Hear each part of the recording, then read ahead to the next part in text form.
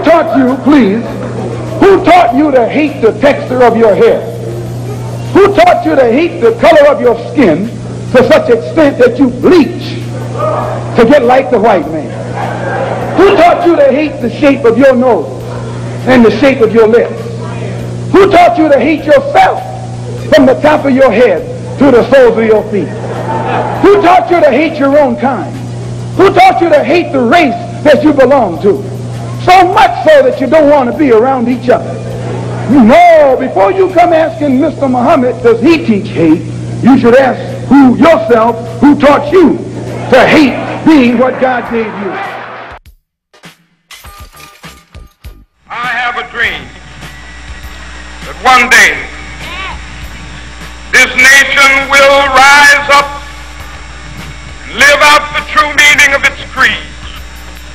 We hold these truths to be self-evident that all men are created equal. I have a dream that one day on the red hills of Georgia, sons of former slaves and the sons of former slave owners will be able to sit down together at the table of brotherhood. I have a dream.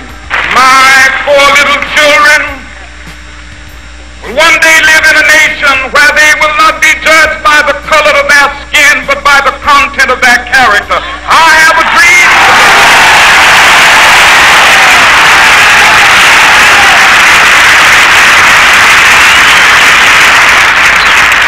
I have a dream that one day every valley shall be exalted. Every hill and mountain shall be made low, the rough places will be made plain, and the crooked places will be made straight, and the glory of the Lord shall be revealed, and all flesh shall see it together.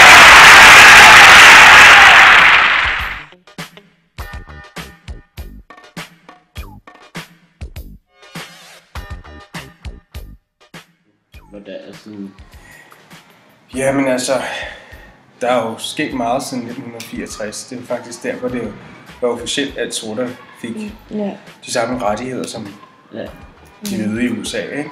Ja. Og så var det sådan, at min mor hun gjorde meget ud af, at jeg skulle gå på de bedste skoler, og jeg skulle få en rigtig god uddannelse og sådan noget, for hun mente, at det var den vej frem, at jeg kunne få et bedre liv, end hun selv har haft. Ja. Og så skete det, da jeg gik i, jeg tror det var 2. eller 3. klasse, så kom jeg i sådan en klasse for begavede børn.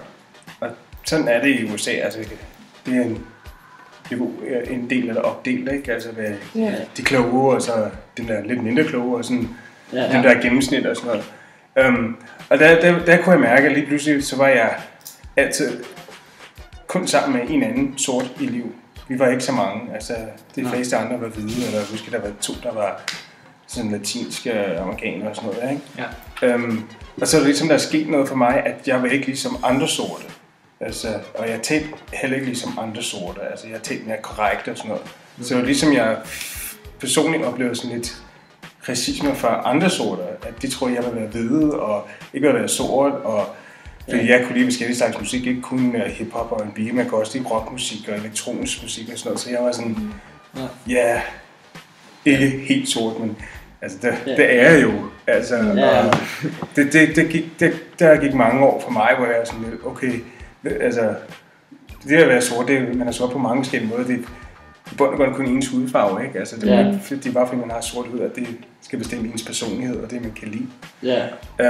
Men jeg ved for, altså min mors generation, det er altså meget svært. Min mor, hun gik på en skole, som var en af de første, der skulle blive integreret her, ikke? Og hun havde fortalt mig, at dengang de blev kørt i bussen til den her skole der, så der stod de hvide elever ude foran skolen og kastede en sten. Og det gjorde det, at alle vinduer i bussen, de knækkede, og alt det der glas røg ned på den, hvor de var vildt bange og sådan noget der, ikke? Og så min mors første skoleuge, så havde hans klasselærer sagt til hende, at hun var aldrig nogensinde nået at leve at sige, en sort person blive præsident. Og det kan man bare sige, det var i hvert fald løgn. Og det var faktisk en historie, jeg aldrig har hørt fra min mor. Men racisme eller noget? Altså, jeg vil sige, altså, det var noget, jeg fornemmer. Altså, jeg ved ikke, om det er rigtigt eller ej, men jeg har ikke altid haft skæg, men det har jeg fået her i de sidste 7 år eller sådan noget. Og jeg synes, den generation af folk her i Danmark, der er måske over, lad os sige, 55, 60, 70 der, de sådan godt kommer til at kigge lidt underligt på mig, okay, hvor kommer han fra? Er han muslim eller pakistaner eller sådan, altså,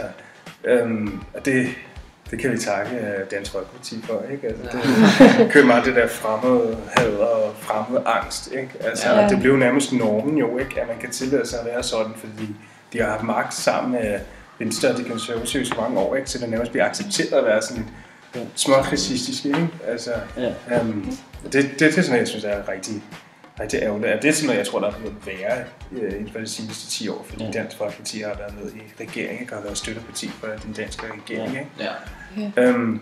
I USA vil jeg sige, jeg synes, det er blevet bedre, men altså, jeg ved der, hvor min mor bor, altså jeg kan huske, jeg var hjem her for 2 år siden, og min bror og nogle af hans kammerater, de var på besøg. En var sort, den anden var mexicaner og sådan noget, og de havde kørt hjemme fra min mor, og de var på vej hjem, og så ringede de, der var gået næsten 3 kvarter, og så var den ene til min bror, de blev nødt til at komme og hente os, de har taget vores bil, og politiet har anholdt os, eller ikke anholdt det, men tog bilen, og den bilen skulle tjekkes og alt muligt, og de havde ikke gjort noget, de havde bare købt på en benzintank, og skulle have noget benzin til bilen og sådan noget.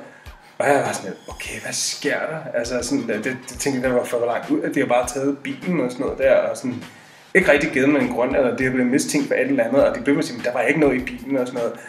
Og der, hvor min mor bor, der er desværre, og det er i Sydkalifornien, men der er desværre en del racister, altså især blandt politiet, ikke? Ja. Så jeg ved, at der stadigvæk foregår ting i dag, noget som man kalder racial profiling. Hvor der var også en sort mand, som var professor på Harvard. Det skete her for cirka 2 år siden. Han blev arresteret eller anholdt for at hvad kan man sige, begå røveri i sit eget hus. Altså, det var hans eget hus, og han blev, altså, det var så langt ud, og præsident Obama, han udtalte sig også om det, at ham der politibetjent var en idiot, og det var et helt mediecirkus, der med netop den sag. Og så var det faktisk vist sig, at ham politibetjenten delte noget af det samme DNA med den mand, han anholdt. Fordi ham der professor, han går ind og sporer DNA mange generationer tilbage i USA. Så kunne de sige, at de kom fra den samme. De har noget DNA til fælles.